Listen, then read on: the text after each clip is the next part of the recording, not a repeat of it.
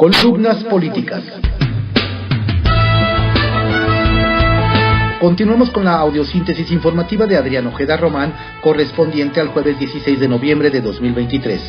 Demos lectura a algunas columnas políticas que se publican en algunos diarios y portales informativos. Arsenal, por Francisco Garfias, que se publica en el periódico Excelsior.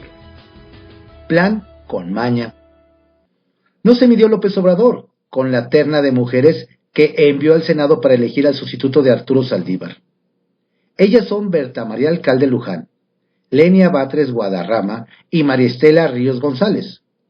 Las tres tienen una característica política en común. Son morenistas. Dos de ellas huelen a nepotismo.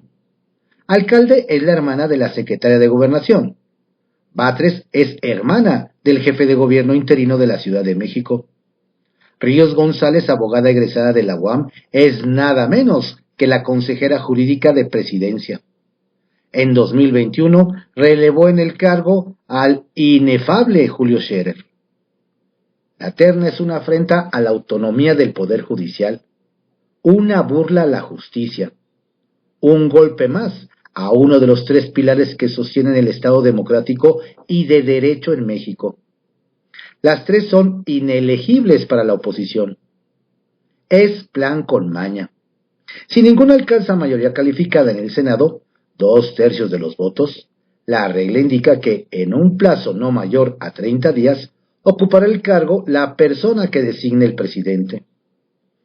Morena y aliados querían meter gol en la sesión de ayer en el Senado, aprovechando que buena parte de los senadores de oposición se fueron al mariachi de Xóchitl Gálvez para festejar el último día de la hidalguense en el Senado.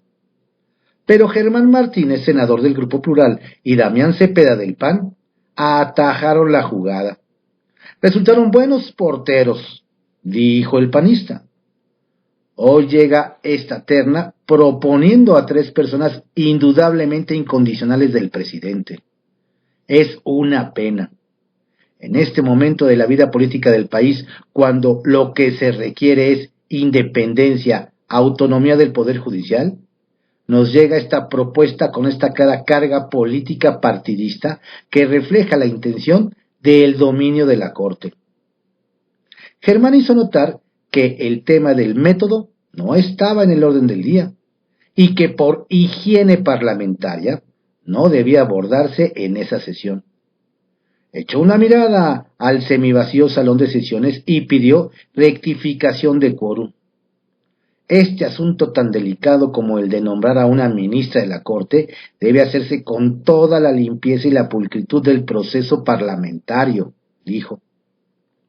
Hubo un par de intervenciones más, pero a la presidenta de la mesa directiva, Ana Lilia Rivera, no le quedó más remedio que abrir el tablero electrónico.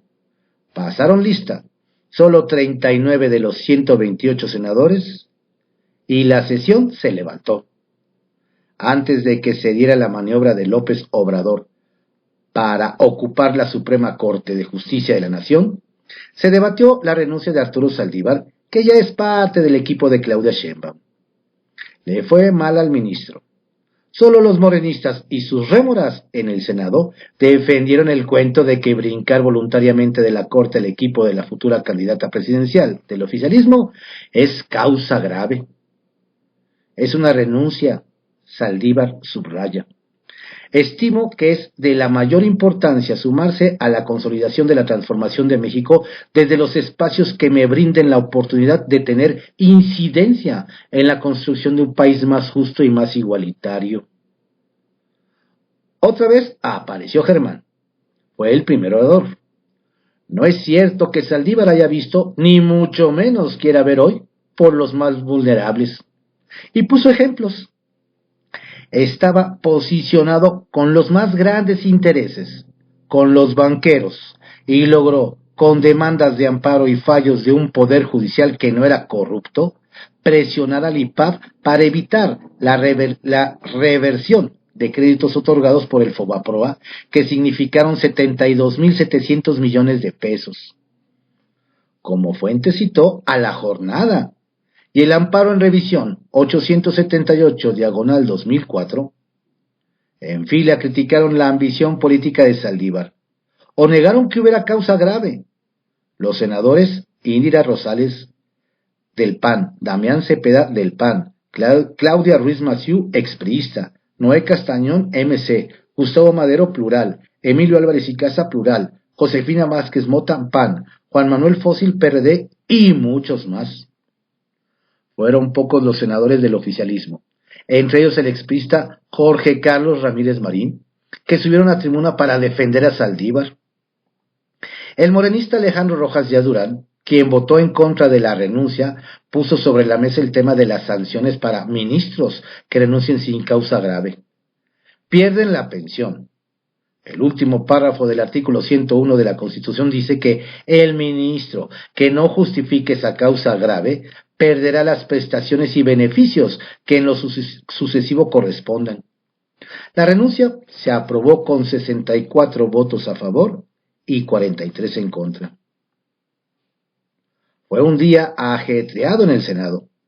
No solo se aprobaron la licencia de Xóchitl Gálvez y de la emesista Verónica Delgadillo, aspirante a la alcaldía de Guadalajara.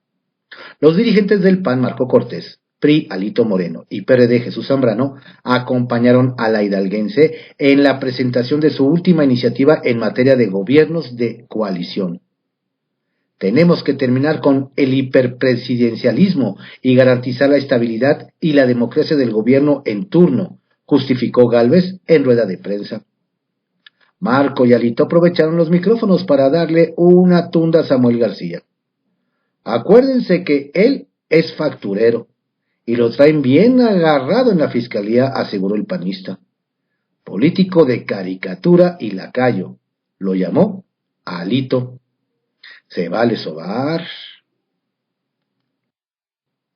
Digamos la verdad, por Norma Meraz, que se publica en el portal Al Momento. Herencia maldita. En junio del año 2024 será la fecha en la que se emitirá la calificación del desempeño de Andrés Manuel López Obrador. Aunque la triunfadora en las elecciones fuera Claudia Sheinbaum, apoyada por el aparato del Estado, que será el encargado de embarazar las urnas con el poder del dinero, y las despensas, aunque dentro vayan boletas de hondureños, venezolanos, guatemaltecos y cubanos, como ocurrió en la jornada electoral de Delfina Gómez en el Edomex, la sucesora de López Obrador recibirá una herencia maldita. Quienes no votaron en el 2018 por Andrés Manuel López Obrador, más los que ahora fueron defraudados por su mal gobierno, conformarán el gran jurado social que calificará con su voto el gobierno de la 4T. Los deudos de los asesinados, los de los desaparecidos, los desempleados, los padres de los enfermos de cáncer, las víctimas de COVID, llamado Hugo López-Gatell, con 80,000 muertos, los campesinos sin crédito, los maestros sin escuela, los médicos desplazados por adoctrinadores cubanos vestidos de blanco, que recibieron sueldos elevados que entregaron íntegros a su gobierno, ni siquiera sus familias que viven en la miseria en la isla caribeña. Las mujeres disten de la familia que se quedaron sin trabajo y guarderías o casas de acogida por maltrato. Los jóvenes que no alcanzaron matrícula en la educación media superior. Los egresados de la universidad que no encuentran trabajo. Los profesores que imparten doctorado y reciben 70 pesos por hora como salario. Los obreros que, al cerrar constructoras que edificaban obra pública, que ahora todo lo construye solo el ejército.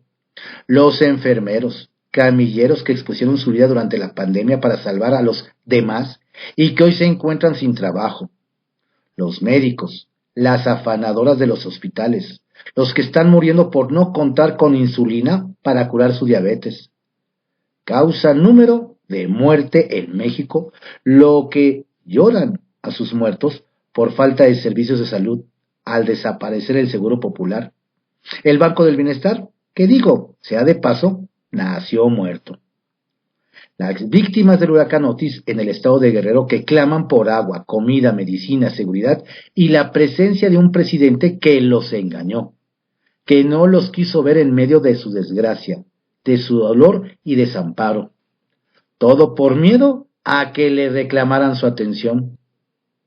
López Obrador, impermeable a las críticas, o reclamos ante un gobierno que no ve ni oye, menos escucha o atiende, siempre envuelto en el manto del populismo, que es el sello de su mandato. Su desempeño está en la concentración del poder.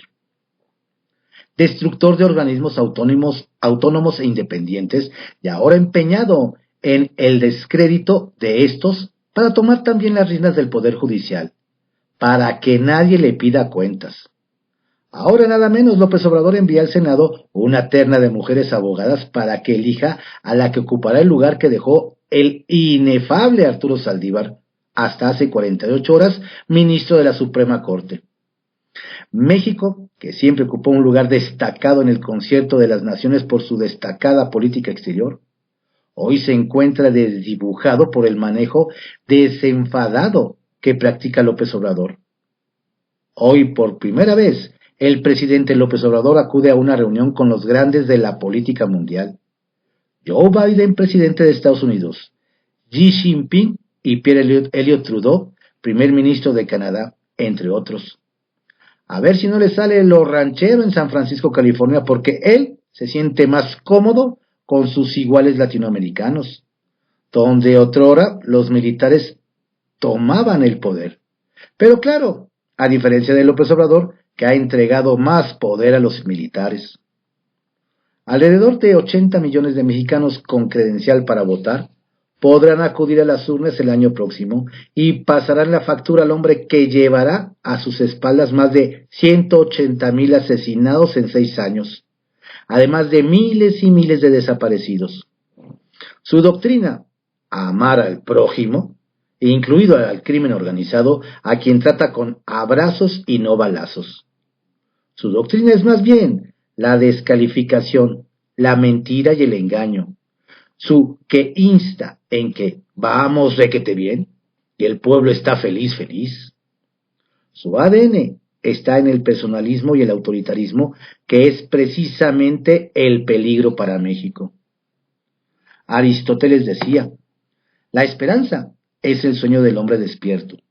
Y esta esperanza que tienen millones de mexicanos la mató López Obrador. Debemos votar porque prive la verdad y muera la mentira. Quien llegue a la presidencia de la República el año próximo recibirá en sus manos una herencia maldita.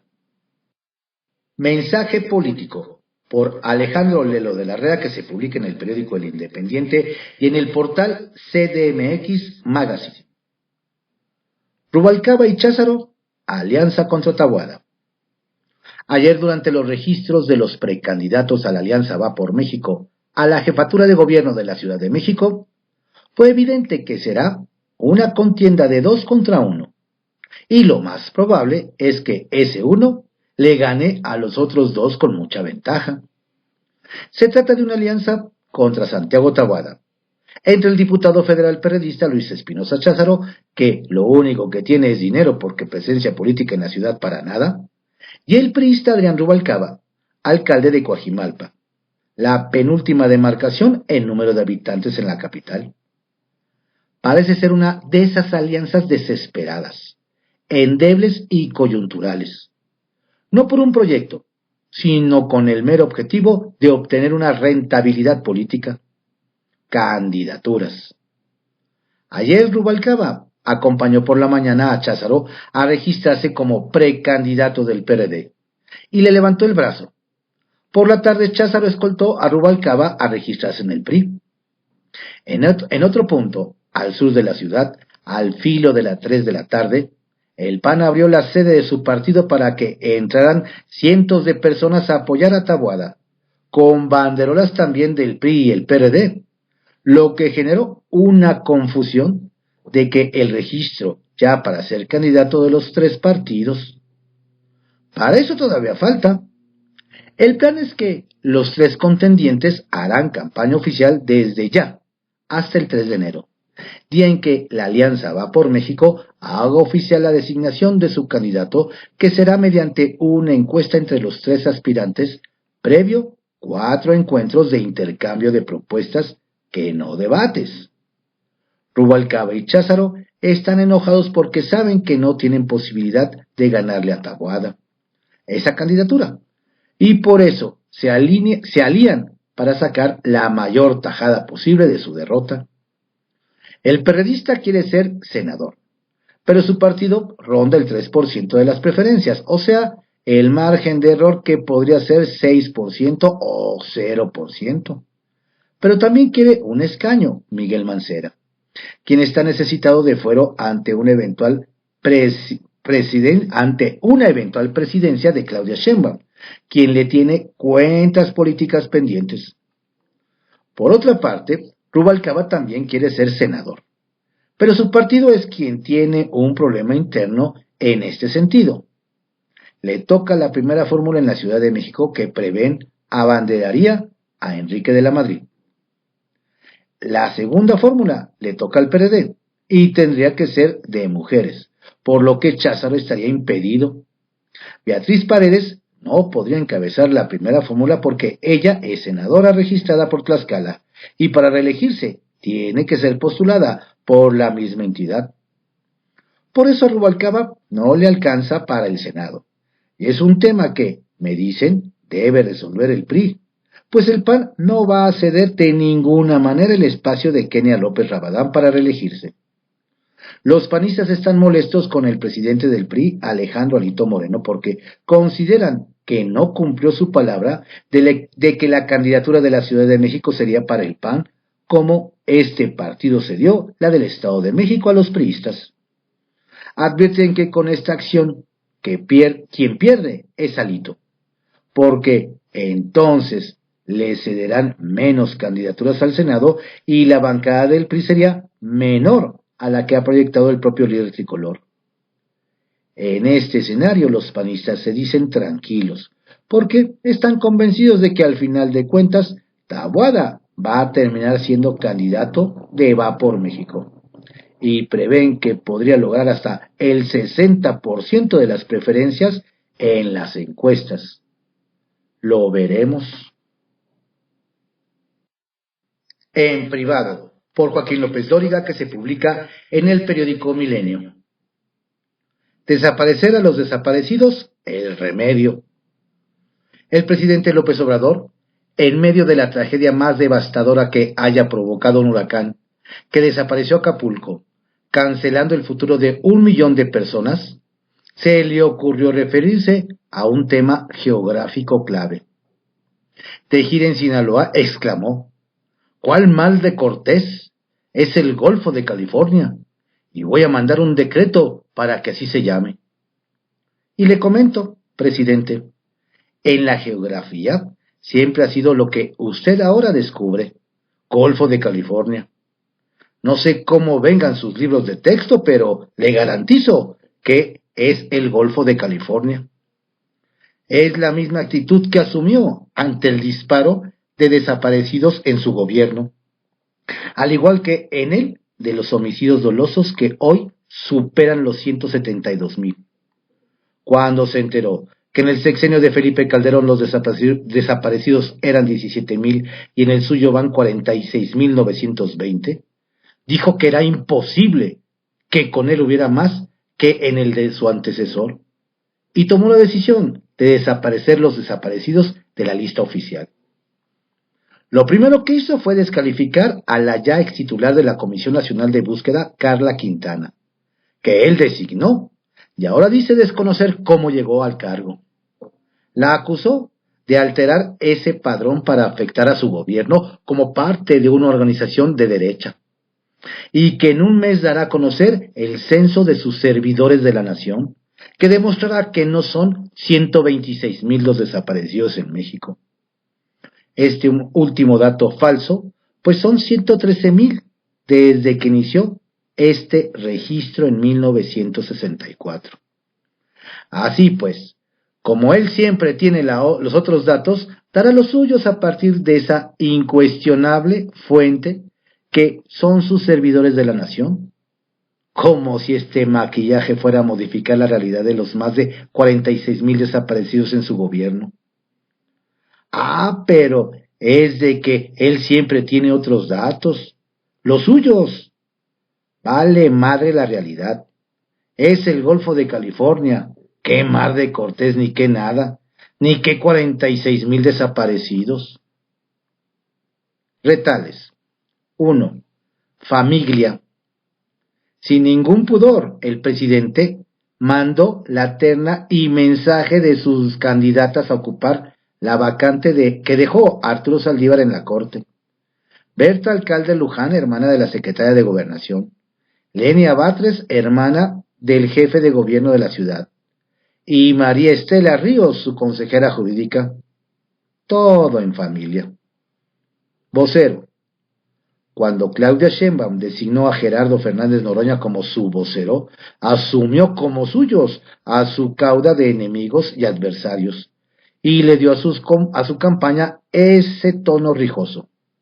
Solo preguntarte, Claudia, ¿todo lo que dice tu vocero es a tu nombre? Solo para saber. Y 3. Premier. A López Obrador ya le gustaron los aviones ejecutivos de la Sedena, como el Super Grumman, en el que ayer voló a San Francisco, donde participa por primera vez en una cumbre de la PEC. Pero no se reunirá con mexicanos por cuestiones de seguridad, dijo. Nunca se ha reunido con ellos. Historias de reportero, por Carlos Lórez de Mola, que se publica en el periódico El Universal. Samuel y cómo dejar de ser irrelevante. Samuel García arranca su campaña presidencial como el primer damnificado de la polarización. En todas las encuestas aparece muy por debajo de Claudia Sheinbaum y Xóchitl Gálvez. Si alguien simpatiza con AMLO, ¿por qué dejaría de votar por Claudia para votar por Samuel? Si alguien tiene como prioridad que Morena deje el poder, ¿por qué le quitaría su voto a Xóchitl para dárselo a quien aparece en las encuestas con un rango casi testimonial de entre 3 y 8%? Presentarse como una tercera vía puede resultar una apuesta fracasada que termine dejando al Movimiento Ciudadano con un magro porcentaje de la votación. Ya le ha pasado en varias gubernaturas. Pero Samuel García se sube al ring, con algunas características que le pueden acarrear votos. 1. Él es el mejor ejemplo de que las campañas sí mueven las encuestas, sí inciden en las preferencias de la gente, sí importan. Cuando empezó la contienda por la gubernatura de Nuevo León, Samuel iba en cuarto lugar. Rebasó a todos y ganó. La que iba puntera, la morenista Clara Luz Flores, terminó en cuarto sitio.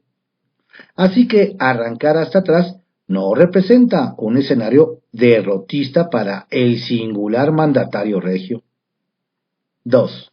Frente a dos candidatas que visten huipil y se pelean por ver quién es más indígena, Samuel García apuesta a parecer empresario gringo, menos Guelaguetza y más Elon Musk, y encima apela al nativismo norteño en sus eslogan. 3. Su rival tiene 60 y 61 años de edad. Él tiene 35. Apela naturalmente a un público joven, consumidor de redes sociales, arrebatarle a Xóchitl su supremacía digital, misma que maneja con maestría y soltura él y su esposa.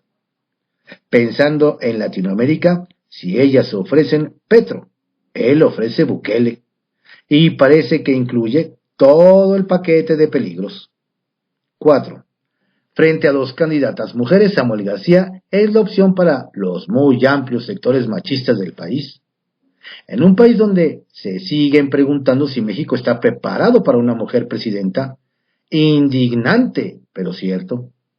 El emesista encaja en el estereotipo del recio norteño que reprende a su mujer por enseñar las piernas.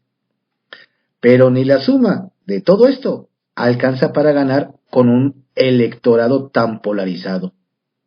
Y el gran problema de Samuel es que entra al ring con el estigma de ser el esquirol del obradorato, el palero que le va a ayudar a Claudia Sheinbaum contra Xóchitl Gálvez.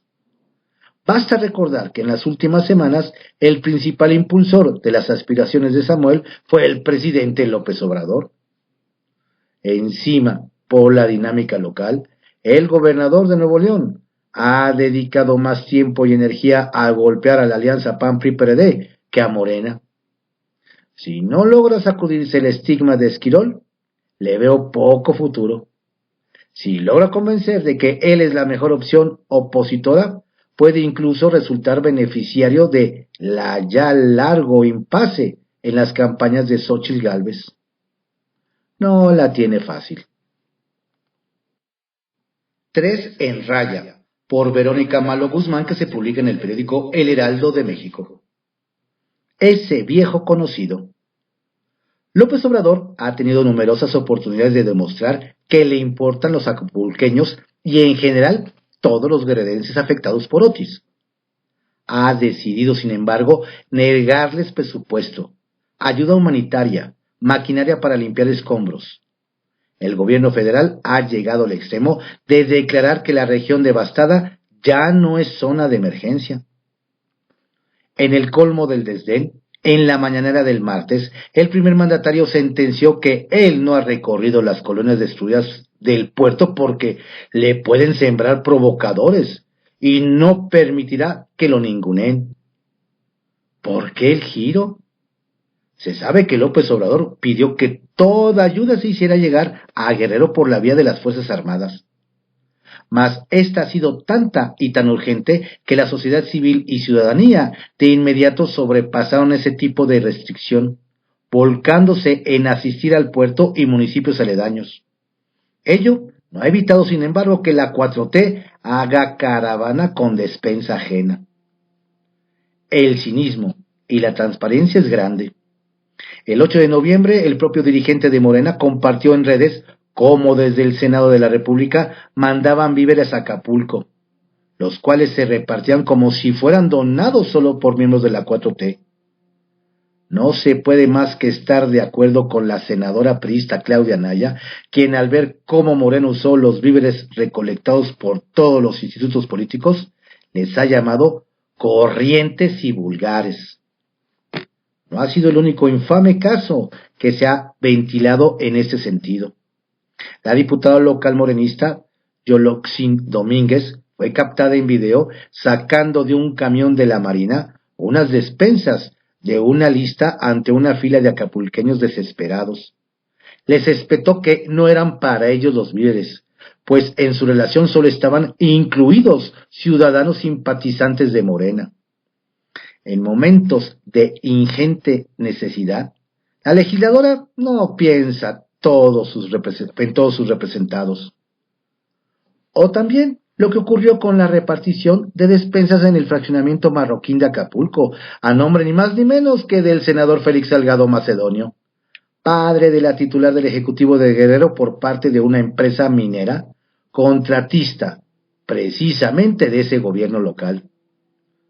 Tal vez en esa tónica, y dado que los niños no votan, es que más de 300 escuelas destruidas en Acapulco continúan inservibles.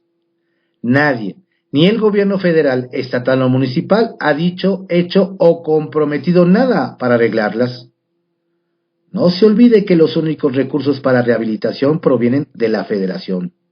Pero otra vez, no hay nada dispuesto para ellos en el presupuesto. A familias que lo han perdido todo, les roban también la esperanza de una posible educación para sus hijos, pues evidentemente la falta de centros escolares tendrá un costo en las próximas generaciones.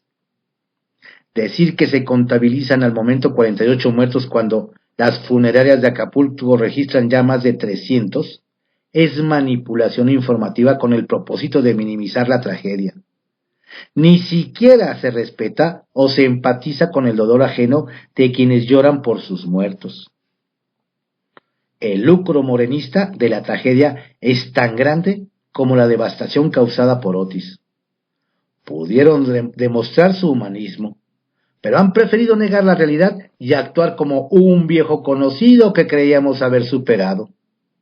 Me refiero evidentemente a cuando el PRI alteraba el flujo informativo, canalizaba y manipulaba dineros públicos a su antojo y hacía pasar el apoyo ciudadano como propio.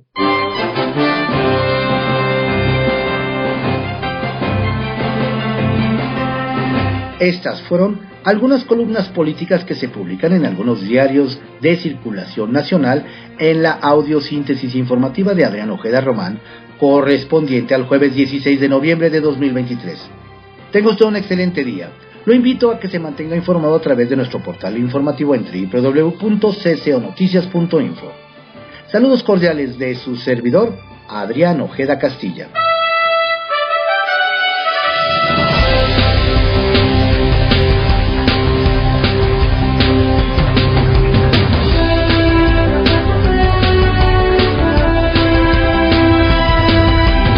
La audiosíntesis informativa fue creada por Adrián Ojeda Román en 1971 y actualmente es producida por Corporación Comunicativa Ojeda.